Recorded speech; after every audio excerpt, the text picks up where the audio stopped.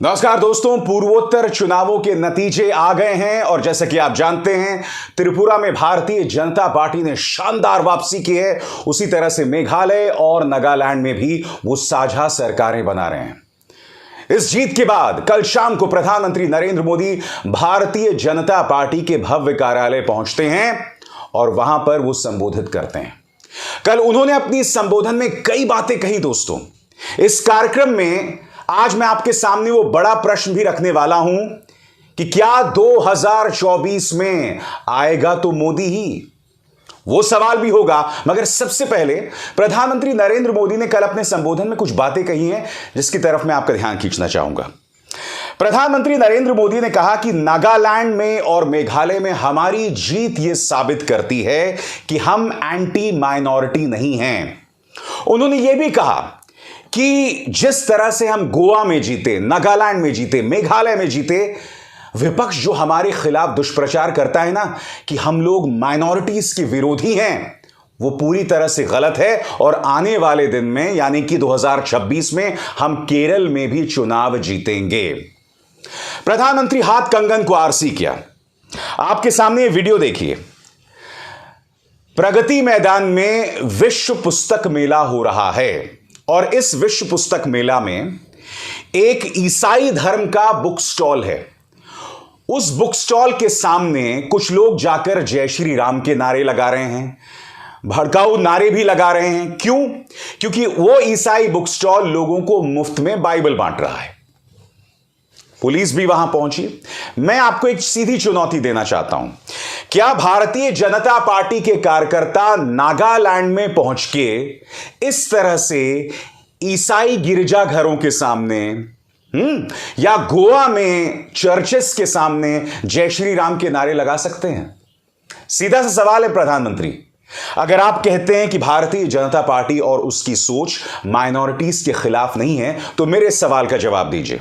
जो नजारा हम दिल्ली के प्रगति मैदान में देख रहे हैं, जहां ईसाई धर्म के बुक स्टॉल के सामने इस तरह से जय श्री राम के नारे लगाए जा रहे हैं, क्या इस तरह के नारे आप नागालैंड में जाकर या मेघालय में जाकर या गोवा के किसी चर्च में जाके लगा सकते हैं? वो बात भूल जाइए। मेघालय का नेता यह कह रहा है कि मुझे बीफ खाने से कोई नहीं रोक सकता। प्रधानमंत्री, एक और चुनौती, क्या आप इस नेता के द्वारा कर्नाटक में चुनाव होने वाले हैं और साल के अंत में मध्य प्रदेश, राजस्थान, छत्तीसगढ़ में भी चुनाव होने वाले हैं, क्या आप इस नेता से इन राज्यों में चुनावी प्रचार करा सकते हैं? सीधी चुनौती है, क्योंकि है तो ये बीजेपी का ना। आपने केरल की बात की। मैं आपसे एक और सवाल पूछना चाहता हूं। केरल में आपके एक नेता ने कहा था 2021 के चुनावों से पहले कि हम केरल की जनता को सबसे बेहतरीन बीफ देना चाहते हैं, सबसे बेहतरीन गौ मांस देना चाहते हैं। यह भाजपा के एक नेता ने कहा था, मैंने नहीं कहा था। सीधा प्रश्न मैं आपसे पूछना चाहता हूं, इन नेताओं के बारे में क्या कहेंगे? और सबसे बड़ी बात, आज मैं चुनौती देना चाहता हूं बीजेपी को, क्या आप नागालैंड में, त्रिपुरा में, मेघालय में, गोवा में, केरल में इस तरह से अपने कार्यकर्ताओं को भेज सकते हैं और वहां पर वो लोग बीफ के खिलाफ आंदोलन शुरू कर सकते हैं? बीफ भूल जाइए दोस्तों। याद कीजिए गुरुग्राम और उत्तर प्रदेश में क्या हुआ था नवरात्रि के दौरान। मुसलमानों की दुकानों के सामने खड़े होकर आपने नवरात्रि के दौरान उनकी जो दुकानें थी बंद करवा दी थी। वो दुकानें जो मीट बेच रही थी, जो बकरा, चिकन या मछली बेच रहे थे। सीधी चुनौती, क्या इस तरह की हरकतें आप त्रिपुरा में, पश्चिम बंगाल में आपकी सरकार नहीं है, या गोवा में कर सकते हैं? नहीं कर सकते ना। हकीकत क्या है मैं आपको बताता हूं प्रधानमंत्री। आप जब ये कहते हैं ना कि हम एंटी माइनॉरिटी नहीं हैं, तो आप पूरी तस्वीर पेश नहीं करते हैं। मैं आपको बताता हूं आप करते क्या हैं या आपकी पार्टी क्या करती है। आपकी पार्टी उत्तर प्रदेश, मध्य प्रदेश, बिहार यानी कि जो हिंदी भाषी राज्य हैं, यहां पर आपके कार्यकर्ता या आपके सोच से जुड़े लोग माइनॉरिटीज पर हमला बोलते हैं। यह ना भूलें, आजाद भारत के इतिहास में पहली बार हुआ था जब मुस्लिम लड़कियों की बोली लगाई गई थी। यह आपके शासन में हुआ है। तो कहने का अर्थ यह है कि आप इन हिंदी भाषी राज्यों में हिंदुओं को भड़काने के लिए या हिंदुओं को डराने के लिए कि ये मुसलमान तुम पर हावी हो जाएंगे, वहां पर एंटी माइनॉरिटी पॉलिटिक्स करते हैं। याद कीजिएगा दोस्तों, द्वारका के अंदर मुझे याद है एक चर्च बन रहा था, एक खबर थी, मुझे याद नहीं आ रही, वो चर्च बन रहा था और कुछ लोग उस चर्च के बाहर पहुंचकर प्रदर्शन करने लग गए, नारेबाजी करने लगे। द्वारका जो कि दिल्ली में है। तो कहने का अर्थ है कि आप लोग उन जगहों पर माइनॉरिटीज को टारगेट करते हैं जहां उनके वोट मायने नहीं रखते, और उन जगहों पर आप माइनॉरिटीज को टारगेट करते हैं जिनकी शक्ल का इस्तेमाल करके आप मेजॉरिटी यानी बहुमत यानी हिंदू को डरा सकते हैं। यह आपकी राजनीति है, यानी कि जैसा देश वैसा भेष। यह है भारतीय जनता पार्टी की राजनीति। मैंने आपको उस मेघालय के नेता की मिसाल दी थी, मैंने आपको केरल के उस बीजेपी नेता की मिसाल दी थी। क्या उन नेताओं से ये लोग कैंपेनिंग करवा सकते हैं हिंदी भाषी राज्यों में जहां बीफ या गौ मांस जो है वो एक संवेदनशील मुद्दा है? इसलिए प्रधानमंत्री, जब आप ये कहते हैं ना कि हम एंटी माइनॉरिटी नहीं है, एंटी मुस्लिम या एंटी क्रिश्चियन नहीं है ना, तो उसमें मुझे कहीं ना कहीं संवेदनशीलता की कमी दिखाई देती है। उसमें कहीं ना कहीं ऐसा लगता है कि आप मुद्दे को गंभीरता से नहीं ले रहे हैं, इसलिए मुझे उस बयान पर आपत्ति है। दोस्तों, पूर्वोत्तर चुनावों के नतीजे आ गए हैं और एक बात तय है कि त्रिपुरा में वापसी की, बावजूद इसके कि इन्होंने बिप्लब देव को हटाकर मानिक साहा को बनाया, फिर भी त्रिपुरा में बीजेपी ने वापसी की है। वामपंथी और कांग्रेसियों ने गठजोड़ बनाया, मगर वो गठजोड़ पूरी तरह से नाकाम साबित हुआ। उसी तरह से जैसे कि आप देख सकते हैं, नागालैंड और मेघालय दोनों जगह पर वो साझा सरकारें बना रही है, यानी कि पूर्वोत्तर में अगर आप देखें तो भारतीय जनता पार्टी का एक छत्र राज दिखाई देता है। इसका अर्थ क्या हुआ दोस्तों? इसका अर्थ यह हुआ कि 2014 से पहले आरएसएस जो जमीन पर मेहनत कर रही थी, उसके परिणाम अब दिखाई दे रहे हैं। उसी तरह से क्षेत्रीय दलों के साथ जिस तरह का तालमेल बीजेपी बिठाती है, वो परिणाम हमें मेघालय और नागालैंड में दिखाई देते हैं। असम की अगर हम बात करें, असम में भी दोबारा सत्ता में आई बीजेपी, वहां पर जो एंटी माइनॉरिटिज्म था वो काम आया है।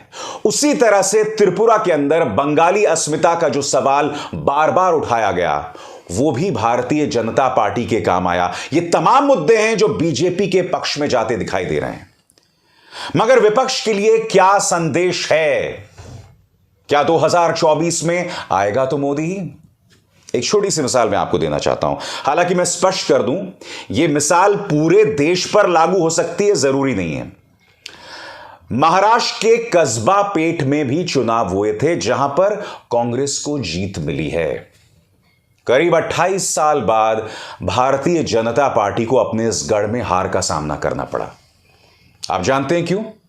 क्योंकि शिवसेना, कांग्रेस और एनसीपी ने मिलकर चुनाव लड़ा था। उनका वोट नहीं हटा, नहीं बिखरा।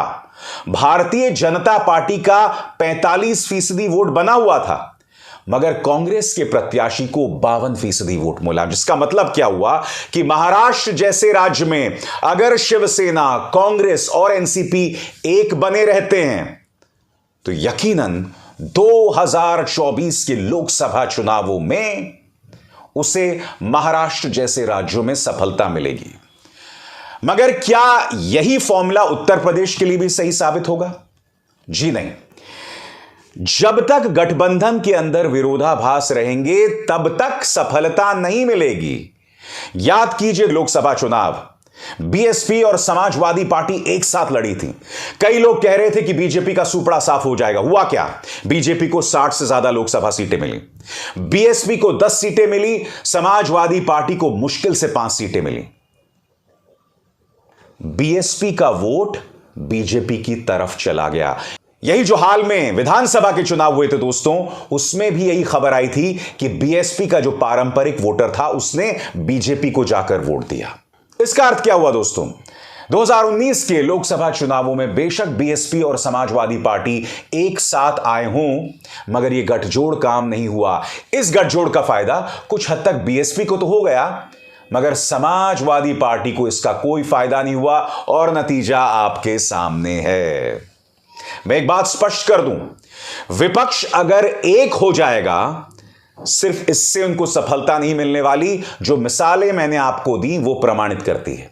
विपक्ष को न सिर्फ एक होना पड़ेगा, बल्कि जनता को एक विकल्प भी देना पड़ेगा नीतियों के लिहाज से।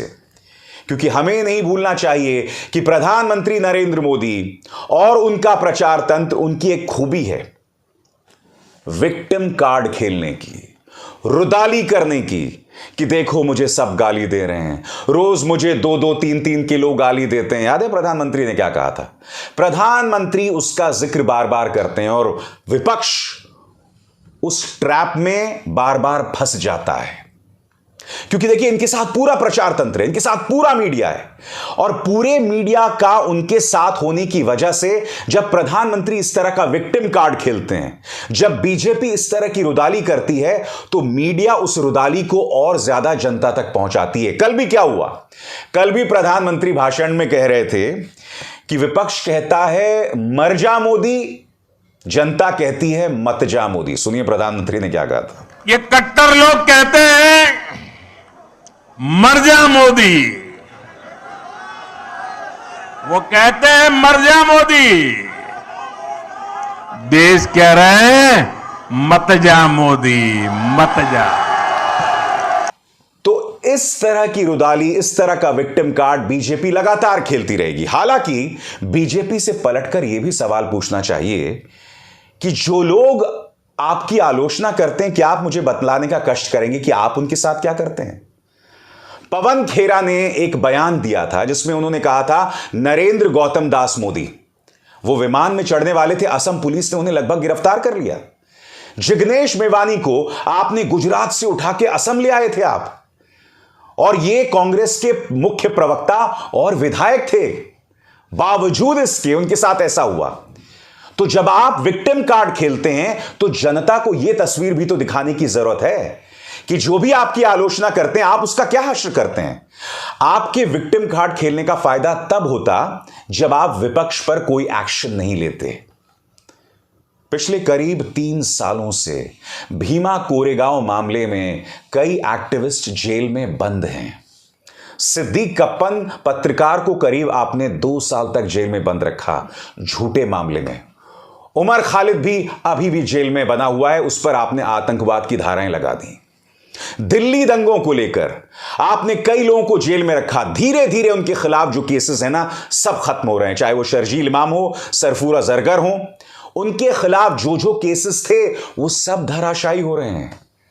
कहने का अर्थ क्या है मोदी जी, कि आप जब कहते हैं ना कि विपक्ष मुझे गाली देते रहता है, मेरी आलोचना होती है, मुझे रोज 2-2, 3-3 किलो गालियां देते हैं, मगर आप जो उनके साथ करते हैं ना वो और भी बुरा है। जो पत्रकार आपकी आलोचना करते हैं या जो संस्थाएं आपसे सवाल करते हैं, आप उन पर इनकम टैक्स के रेड्स मारते हैं। प्रवर्तन निदेशालय उनके दफ्तरों में पहुंचकर उन्हें परेशान करता है। आपका प्रचार तंत्र जो पत्रकार आपसे सवाल करते हैं उन्हें ट्रोल करते हैं, उनके नंबरों को सार्वजनिक कर दिया जाता है, उनके परिवारों तक पर निशाना साधा जाता है। इसलिए प्रधानमंत्री, आपको यह कहने का बिल्कुल भी हक नहीं है कि मुझे रोज 2-2, 3-3 किलो गालियां पड़ती हैं, क्योंकि आप जो लोगों के साथ करते हैं या बीजेपी की सरकारें जो लोगों के साथ करती है ना, वो और भी बुरा होता है। इसलिए यह विक्टिम कार्ड खेलने का अधिकार बिल्कुल भी नहीं है। मगर हां, यह विक्टिम कार्ड प्रधानमंत्री के हाथ में, भाजपा के हाथ में एक बहुत मजबूत हथियार है, जिसे जनता तक मीडिया पहुंचाता है और इनका प्रचार तंत्र पहुंचाता है। और 2024 के लिए यह एक चुनौती होने वाली है। दोस्तों, तो 9 राज्यों में से 3 के नतीजे आ गए हैं। अभी 6 और राज्य हैं, जिनमें मेरी निगाह 4 राज्यों पर है: कर्नाटक, मध्य प्रदेश, राजस्थान, छत्तीसगढ़। अगर इन राज्यों में कांग्रेस चमत्कार कर पाती है और बीजेपी को हरा देती है, तो एक लय, एक गति, एक एक्सेलरेशन उसकी राजनीति को एक बार फिर से मिल जाएगा। मगर वो काफी नहीं होगा दोस्तों। याद कीजिएगा, 2019 के लोकसभा चुनावों से पहले 2018 में तीनों राज्यों में, यानी कि मध्य प्रदेश, राजस्थान, छत्तीसगढ़ में कांग्रेस जीत जाती है। होता क्या है? 2019 में मोदी जी आ जाते हैं, है ना।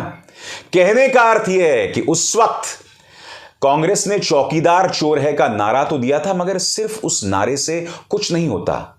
न्याय स्कीम का आपने जिक्र किया था, मगर अब आपको अपनी इकोनॉमिक पॉलिसीज और जनता आपको आप क्या सौगात देना चाहते हैं, वो सौगात आपको और मजबूत और व्यापक करनी पड़ेगी। ओल्ड पेंशन स्कीम ये एक ऐसी चीज है जो कई जगह पर कांग्रेस के लिए कारगर साबित हो रही है, चाहे राजस्थान हो चाहे हिमाचल प्रदेश हो। इसी तरह से ओल्ड पेंशन स्कीम की तरह से आप किसानों के लिए क्या करना चाहते हैं, युवाओं के लिए क्या करना चाहते हैं, इन तमाम मुद्दों को आपको संबोधित करना पड़ेगा। आपको देश की जनता के सामने लोक लुभावन नारे लेकर आने पड़ेंगे, जिस तरह से 2014 में भारतीय जनता पार्टी ढेरों नारे लेकर आई थी। बहुत हुआ नारी परवार, अब की बार मोदी सरकार, बहुत हुई भ्रष्टाचार की मार, अब की बार मोदी सरकार, और न जाने क्या क्या नारे। वो सारे नारे 2023 में आके धराशायी हो गए, मगर वो नारे थे ना। विपक्ष को समझना पड़ेगा, खासकर कांग्रेस को समझना पड़ेगा कि आपका मुकाबला ऐसी बीजेपी के साथ है जिसके पास 3 मजबूत हथियार हैं। पहला, हिंदू मुस्लिम से जुड़ी जहरीली राजनीति।